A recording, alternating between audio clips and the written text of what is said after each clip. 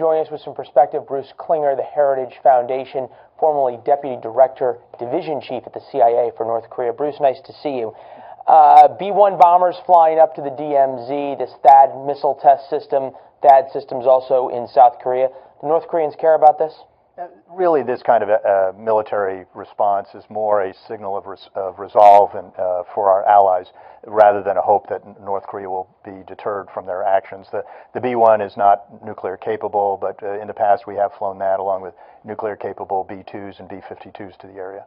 All right, so where does this go from here? We just saw the president in Hamburg with the Chinese president, and at one point he seemed just so confident in the Chinese for doing something. That was the chocolate cake summit at Mar-a-Lago. Then we had these tweets where he says basically, oh well, we counted on the Chinese, they didn't do anything, and now he's back sitting at the table hoping they do something?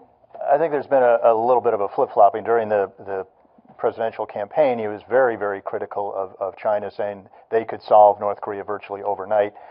Then during the Mar-a-Lago summit, as you pointed out, he thought that President Xi had promised to take a lot of action.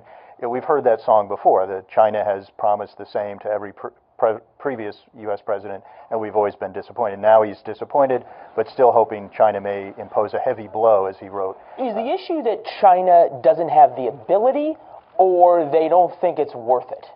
It's a bit of both. They clearly have the largest economic engagement with North Korea, but they are also extremely reluctant to impose any pressure because they fear any increase in pressure could cause either an explosion of North Korea lashing out or an implosion of the regime instability or regime collapse. Well, and plus they're not the ones threatened by North Korea's weapons. You've met with the North Koreans, I know, as part of some of the U.S. teams of sort of ex-officials that go over and have the talks, if you will, before the talks. I want to get your thought on this piece from Charles Lane that he wrote.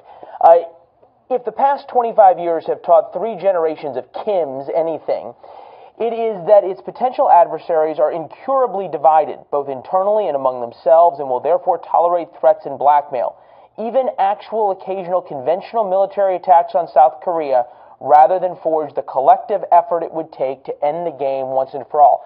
He's implying there's a way to end the game, and simply the United States, whether it be from any president, going back really to Clinton, didn't have the will to impose America's will on the rest of our allies. Agree? Well, right now there's really an international consensus that negotiations is not the way to go. We've had 8 international agreements that did not succeed in getting North Korea to either never build the nukes or to give them up. So right now... Well, Wendy Sherman's still holding out hope, but everybody else is where you're at. Right. Well, but especially after last year's nuclear tests, the international consensus is on the need for pressure and targeted financial measures.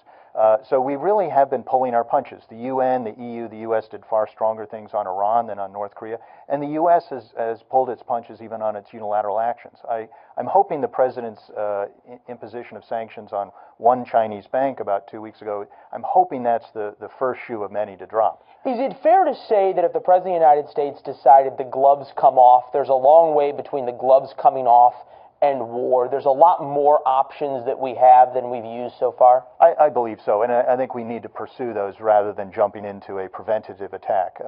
Preemption is where we believe that North Korea is about to attack us, so we go first. A preventative attack, which is some people are advocating now, is we take them out, or take out a missile or the entire missile industry in North Korea to prevent them from completing development of that program. I think we're far too early for that. So very quickly, options for the next couple of months. What do we watch for? What are the tripwires here for people to go, okay, the Trump administration's decided to get serious and do things the Obama administration hasn't been willing to do? If you talk to people in the government who have been working sanctions for a long time, they'll say, I've got a list of North Korean and Chinese entities in my drawer, which I have evidence for and I could impose sanctions on tomorrow, but they've always been held back. It's what I call timid incrementalism.